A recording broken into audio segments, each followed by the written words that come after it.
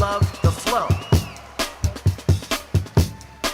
Oh, Austin, the progressive oasis of the great state of Texas. Say, defunding the fuzz looks like just the ticket here. Now, I recently set up shop there for the latest installment of Change My Mind. If you missed that segment, you can click the card or the link in the description down below to check it out. But even after we found a sidewalk that wasn't entirely soaked with bum piss, not too many people were eager to sit down. What? Yeah. Oh, really? Why don't you come talk about it? I think you're a bitch. I think you're a bitch in your car, Mr. Sonata.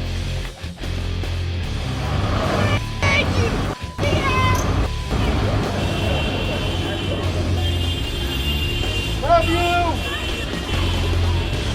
On the other hand, some felt a little too comfortable approaching some of our fans. Hey man, I will not be ignored by y'all females, man. You're being really rude and disrespectful to these y'all high class people. ass females think y'all some mother shit.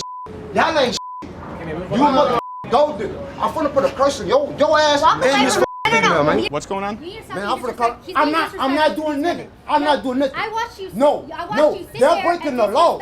Man, they're breaking the law out here. Who's breaking the law? I'm breaking the law? Breaking the law, man. You don't want no man. Back up. Don't get physical. You want some money. Back up, man. You a gold digger. All you want is some money. You don't want no relationship. Do you know him? No. Exactly. You don't know me. All right, let's just back up. If I was John Cena, I bet you're me.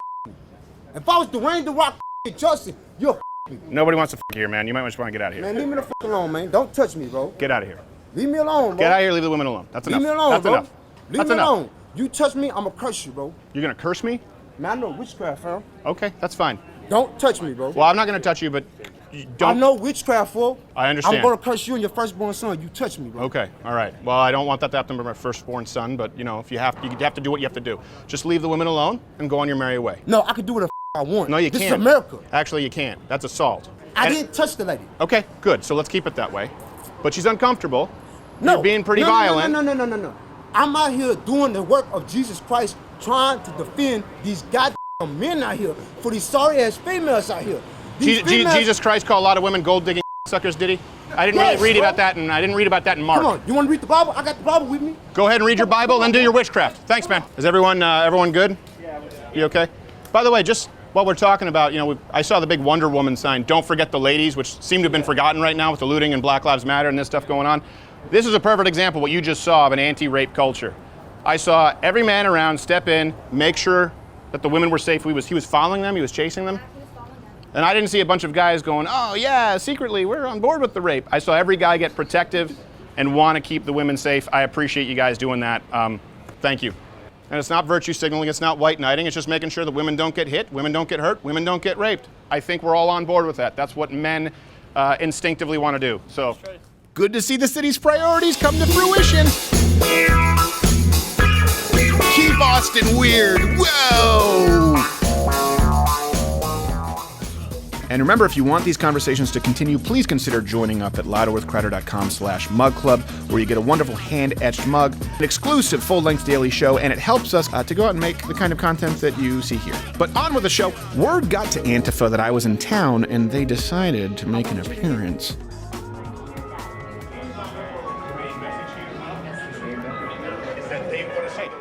hi. Trade my 4x4 You'd like to come over and talk? No? The reason that I'm not going to is because this narrative is dangerous, and this narrative got Garrett Foster murdered. Really? You want to say that these people out here saying Black Lives Matter are domestic terrorists? You're putting lives at risk, so I will not talk to you. You know what you're doing. Garrett Foster was killed because he aimed an AK-47 point blank in a car. No, You weren't there. So the you guy can't was tell right. me No, shit. but the police report. Man, yourself. Let's change the sign. Let's change the sign. We're gonna change a sign just for you. We're gonna change a sign just for you about Garrett Foster, brother. Let's change the sign. If you'd like to see the conversation on Garrett Foster that could have happened, click the link in this video. But now, back to Boombox Boy for some more, peace. You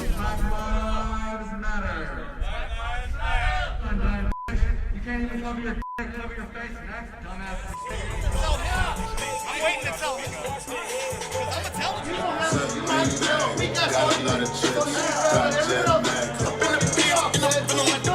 I just woke up on your bitch and pick up anybody.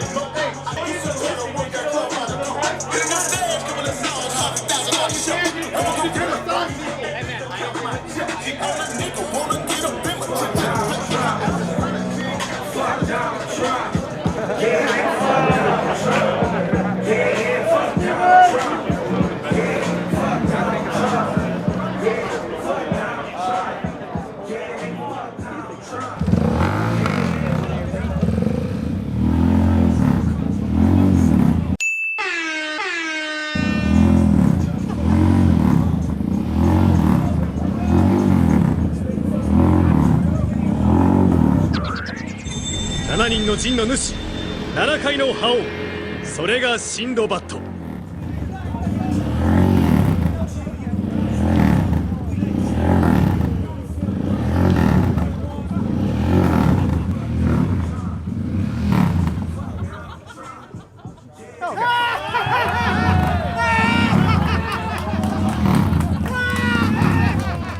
Oh no, Mommy's checks didn't clear for those clutch lessons. Now, we were sitting down for a nice conversation with our new friend Molly, who, unbeknownst to Antifa, just happens to be biracial. But these guys seem to think that it's dangerous to have conversations, and they continue to try and shut it down. Online will be able to hear you. You said 2 years ago you left. You were more liberal. Yeah. What changed? So, I actually remember the epiphany I had. I was sitting on the couch Hold with on. I don't want that product placement. Oh, yeah. So, 2 years ago, after numerous conversations with my husband, who was on the opposite side. Can you 1 second? Stop silencing black voices! Stop silencing Black voices! Stop silencing black voices! Stop silencing black voices! Stop silencing black voices! Stop silencing black voices! Stop silencing black voices! Stop silencing black voices! Stop silencing black voices! See, he had to, you stopped. It worked! Sorry, I know there was a little tokenism there, but I hope you understand. I know, I do it all the time. I can't believe that worked. No, wait, I totally can. It's a common ailment in which the identity politic obsessed brain experiences a neurotransmission short circuit, and it is no non-laughing matter. On with Molly. Okay, so you left. Yeah. What was the epiphany? So, 2 years ago, I was sitting on the couch with my husband, and we had multiple conversations. We've been together 8 years. Oh, wow. Yeah, so we've been married for 4. Anyway, 2 years ago, after multiple conversations, I was sitting on my section on the couch, and my husband said something to me. And he said, this isn't, first to start with the First Amendment, he said, this isn't about just altering the Constitution, it's about long term. If you start somewhere, where's it going to end? So that's what kicked it off. Then I started thinking, all right, that's true. What other logical facts and things can I put together? So then I started researching. So I realized the news never talks about data or numbers. Right. So then I started looking at my own at credible sites like the FBI, CDC, the U.S. Census. And that's when I started uncovering that the narrative doesn't make sense. It doesn't make sense at all. And do you want me to touch on like Black Lives Matter or? Sure, you can touch on it. Well, let me ask you this. My question is this. These people who claim that they're obviously in line with Black Lives Matter, and that guy just said that they've been there having his back. Boy, I hate, this is my real concern, and you tell me if you've seen this. Black Lives Matter, we have their charter here, and Antifa, since they're one and the same. My concern is that it'll breed more racism, because you see this asshole behavior. Yeah. Most black people are not on board with this, but they unfortunately have a megaphone to speak for them, and I will tell you, I do see younger people having this rebound effect, and that's what I was curious, I wanted to talk with you about, because you're here, you're a black, biracial voice, and they show up to silence us because they said we were putting black lives at risk. That really scares me. I wonder what that's like living as a black person right now who doesn't agree and they speak for you. It's really upsetting because you look at me and you say, well, she's not black, she's black, so then she must be on board with this stuff. Right. And that's not true. And the reason why I'm not on board with like things like Black Lives Matters is because it's like, why are we focusing on like, I don't know if it's exactly 0.6%, but why are we focusing on the few unjustified killings over the span of X amount of years? And we agree, unjustified. Like why are we focusing on that? I'm just going to say 0.6%. Why are we focusing on that when the number one killer, if you go to the CDC, I know you know all this. Yeah. No, it's homicide. Yeah, we just talked to that guy about. He said he didn't care so much. Yeah, it's like why are we focusing on that and not talking about the real issues within our community? Why are we not taking accountability and trying to fix the number one killer? In fact, actually, when I looked on the CDC, I was like, okay, what's the top killer for black people? It's just not even like the young age range. So I know it's number one for like 15 to 34 homicide, right? It's like 15 to 44, but yeah. Okay. Yeah. So I saw it was actually Which number 6. seems weird to me. It's actually 14. I think we have them right here. This is the, we have the Department of Justice. It's like 14 to 44. It's like which 14-year-olds are committing murders? Are they black Chucky dolls? And I don't know. It's in the top 10, right? It's number one killer for young people. But yeah. But I think it's like number 6, like overall top 10. Right. Okay, so then when you go, I was like, okay, well, surely if I go to like the white Hispanic ethnicities, it's going to be in the top 10 homicide. It's not even in the top 10. No. Even if you go to poor areas. So then it's also like, why? We're not violent by nature. We're not bad people. Black people are not bad. And it goes down to socioeconomic things around welfare and the family unit. That's what's so disturbing. We were talking about this with the Black Lives Matter chart. A lot of people don't know. this you can go find on their website. You know, disrupt the Western prescribed nuclear family structure. Nope, not with that. I know. I was on the website. So when you abolish the police, by the way, I find it hilarious. They also want to abolish prisons. Like Derek Chauvin in prison, right back out. Like, how do you keep police officers accountable? But destroying the Western prescribed nuclear family, that will do irreparable harm to not only America at large, but specifically black communities. Exactly. That's something that we need to. I mean, I noticed a wedding ring. Now, have you been married for 8 years? You got how long? We've been married for 4. Oh, congratulations. Thank you. Like, year 5 is when it kind of settles in. I've been married for 8 years now. Oh, I have an anniversary coming up. I just realized I forgot about it. I just realized. Yeah, it is. I think, and this is what I was trying to talk about, and we just sat down and spoke with that black man who, unfortunately, I think we made some headway. And he asked me why I wouldn't saddle up and protest with him, but then he wouldn't just ask him to stop drowning out. It's like, well, you want me to go and protest with you and loot and basically riot, as we've seen in Austin, but you won't have this guy just stop silencing our speech. So it is really concerning to me that we're not looking at all black lives. Exactly. And these people speak for the guy who's trying to dress up like Kick-Ass over here. You know that's where he's inspired, right? You saw a Kick-Ass movie poster. He's like, that is going to look awesome. Yeah. I'm going to ally the shit out of this vest. Yeah.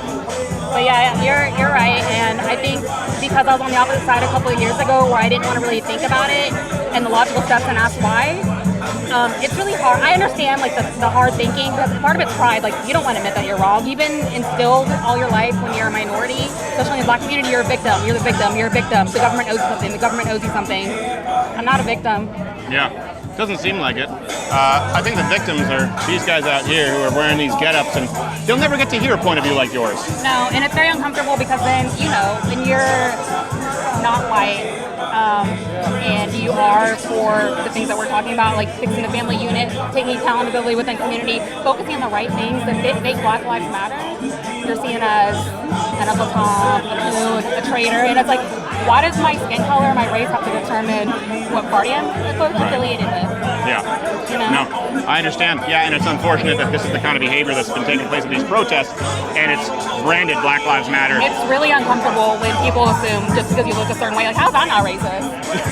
Yeah, well, it's also really racist to look at those statistics and assume that it's just because of color of skin and not understand that it's because of family units, it's because of the breakdown. They're not asking the right questions. Why? I think in my community we're to keep asking, why are we like this? What has happened in our past? Like an honest conversation, we would start to uncover. I think in my opinion, it goes down to the family unit thing. That's where it starts in our community. Well, statistically, it's undeniable. And you know what?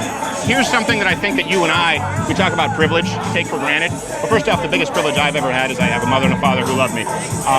But we do both enjoy a privilege in that I just spoke with a man who's a Black Lives Matter activist who believes in abolishing the police. The guy that was just here, right? Yeah, I got to speak with him and hear his point of view, and he heard mine. You'll get to speak with people like that here. These people, these Antifa protesters, will never have the privilege of hearing a different point of view. They want to bitch about education. Right. They'll never have the privilege of actually educating themselves. Why does it have to be all or nothing? You know, why can't we meet in the middle? I know. All right. Well, thank you. I didn't catch your name. My name's Molly. Molly. Nice. Are you shaking hands? Yeah, I can shake your hand. Thank you, Molly. I appreciate you coming out. Stay safe. They might not be happy with you, so thank you. Thank you so much. Yeah, let's move along. That's fine. Well, let's go a long path around. Yep.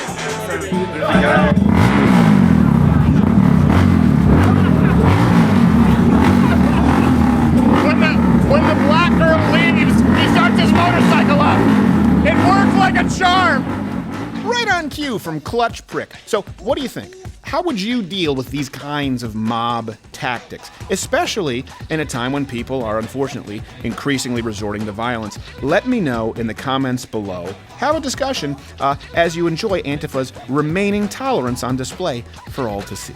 Stay out of Austin, motherfucker. We see you, bitch. Be sure to post your next location and we'll be there.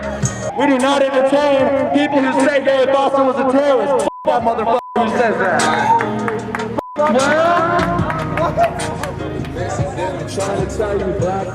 Get the f out of the car, dude. You're in the bike lane. Get the f out of here. Go join your f friends with your white jerk-off parties. Because you guys love inbreeding. You guys go bring your fucking capitalist bullshit elsewhere. Oh yeah? Come on and find out. Oh yeah. Go around and find out. What do you want? bitch. What do you want? Put a mask on, motherfucker. People are dying. Y'all need to put masks on. All of y'all. All of y'all. What do you want, bro? What do you want? Just be your friend, man. Really? Then you should wear a mask. Friends 6 feet away, You should wear a mask if you're gonna try to be my friend, bro. Hey, these motherfuckers aren't wearing masks. Is that not a problem? This fat is gonna give me COVID. Is that not a problem? Of course it's not, because y'all scary. Take those glasses off. Let's see that pretty face. Take those glasses off. Take those glasses off, man.